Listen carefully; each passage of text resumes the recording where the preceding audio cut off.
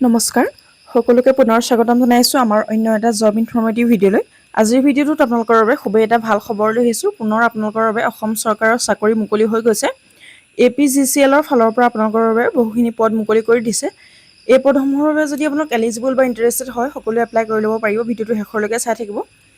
যিসকলে আমাৰ চেনেলটোত প্ৰথমবাৰৰ ভিডিঅ' চাইছে তেওঁলোকে চেনেলটো ছাবস্ক্ৰাইব কৰি ৰাখিব। এনেধৰণৰ জব ইনফৰ্মেটিভ ভিডিঅ'সমূহৰ নটিফিকেশ্যন আগলৈ লাভ কৰি থাকিবলৈ।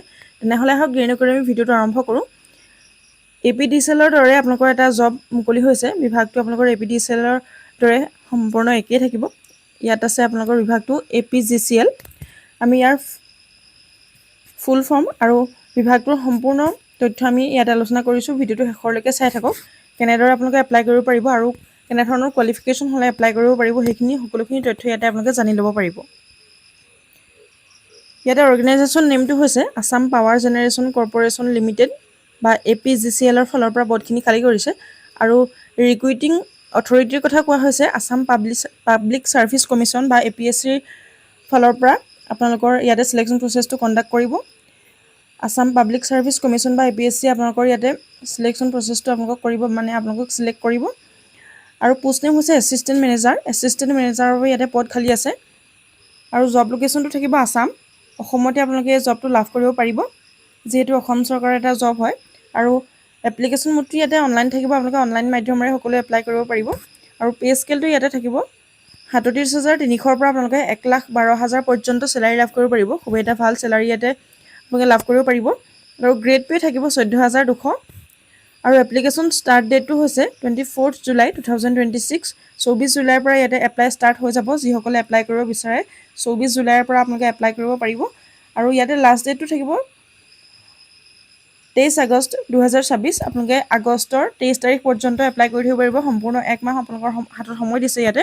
24 জুলাইৰ পৰা 23 আগষ্ট পৰ্যন্ত আপোনালোকে এই পদসমূহৰ বাবে এপ্লাই কৰিব পাৰিব। আৰু ইয়াতে ভেকেঞ্চিৰ ডিটেইলছখিনি দিয়া হৈছে।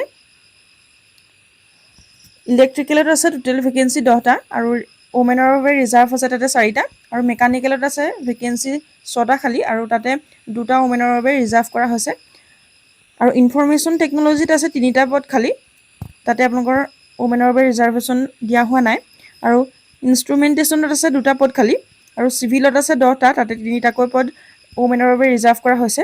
আৰু হিউমেন ৰিচোৰ্চত আছে 4টা পদ খালী আৰু তাতে ওমেনৰ বাবে 1টা পদ ৰিজাৰ্ভ কৰা হৈছে। আৰু টোটেল আপোনালোকে 35টা ভেকেঞ্চি ইয়াতে দেখিবলৈ পাব। আৰু টোটেল আপোনালোকে ইয়াতে 10টাকৈ ভেকেঞ্চি ওমেনৰ বাবে ৰিজাৰ্ভ কৰা দেখিবলৈ পাব।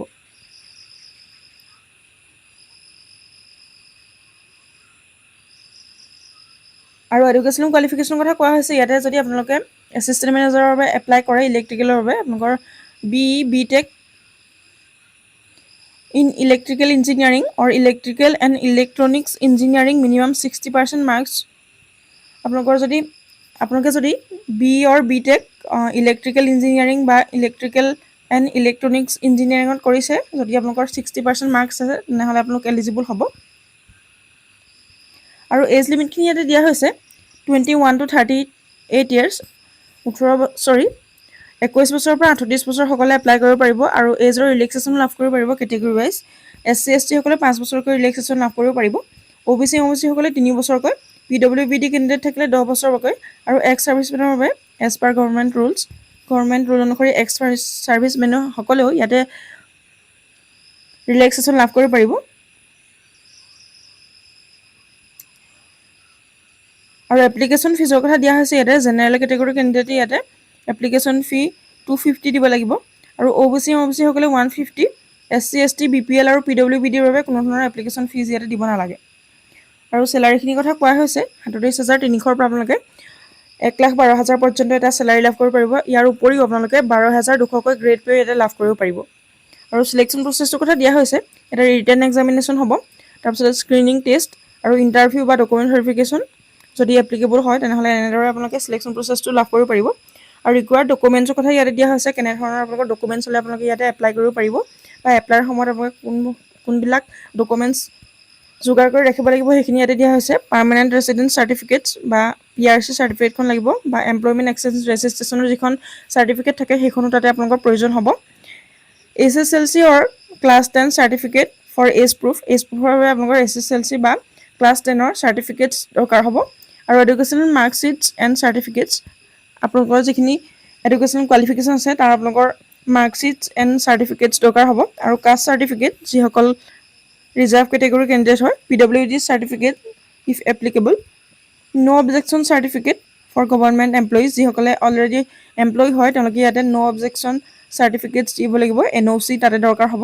আৰু declaration under small family norms, আপোনালোকৰ স্মল ফেমিলি নৰ্মছৰ বাবে এখন এপ্লিকেশ্যন তাতে দিব লাগিব। আৰু ৰিচেণ্ট পাছপৰ্ট চাইজ ফটোগ্ৰাফ, ইয়াতে আপোনালোকৰ কেইটামান ৰিচেণ্ট পাছপৰ্ট ফটো লাগিব আৰু ছিগনেচাৰটো হ'লে আপোনালোকে ইয়াতে এপ্লাই কৰিব পাৰিব।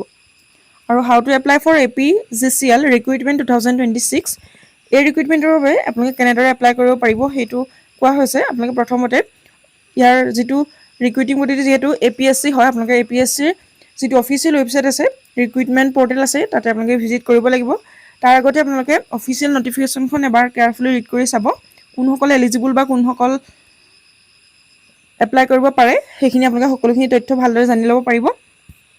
তাতে আপোনালোকে কমপ্লিট ৰেজিষ্ট্ৰেশ্যনটো কৰি ল'ব, ওৱান টাইম ৰেজিষ্ট্ৰেশ্যন OTR।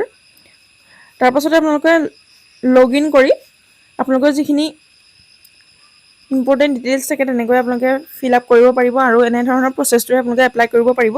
যদি আপোনালোক এলিজিবল বা ইণ্টাৰেষ্টেড হয় সকলোৱে এপ্লাই কৰিব লাগিব। ইমানখিনি আছিলে ডিটেইলছ। যদি ভিডিঅ'টো ভাল লাগে এটা লাইক কৰিবলৈ নাপাহৰিব। চেনেলটোলৈ প্ৰথমবাৰৰ বাবে অহাসকলে চেনেলটো ছাবস্ক্ৰাইব কৰি থাকিব এনেধৰণৰ জব ইনফৰ্মেটিভ ভিডিঅ'বোৰ নটিফিকেশ্যন আগলৈ লাভ কৰি থাকিবলৈ।